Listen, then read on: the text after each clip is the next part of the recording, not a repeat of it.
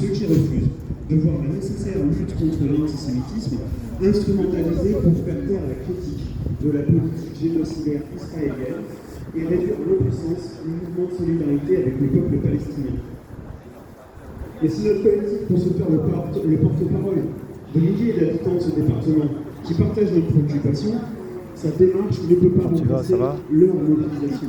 Ça va, Nous en appellerons prochainement à vous pour venir et faire venir largement autour de vous tous ceux et celles qui ne se résignent pas à voir dicter par la loi ce qu'il faut penser du sort des Palestiniens.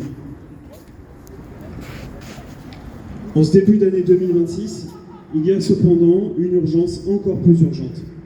De l'autre côté de la Manche, le gouvernement travailliste britannique nous donne un aperçu de la manière dont demain, notre propre État pourrait réprimer le soutien à la Palestine. Et cette fois, ce ne sont pas des peines de prison qui sont en jeu, puisque en prison, les militants et les militantes y sont déjà, mais c'est carrément leur vie qui est en jeu.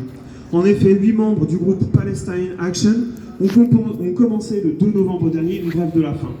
Et parmi eux, 5 risquent maintenant la mort à brève échéance.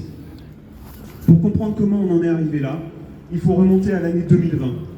Les manifestations des Palestiniens sont réprimées par l'armée israélienne à balles réelles, multipliant les meurtres et les mutilations parmi la jeune génération qui optait massivement pour la protestation politique et pacifique, y compris à Gaza.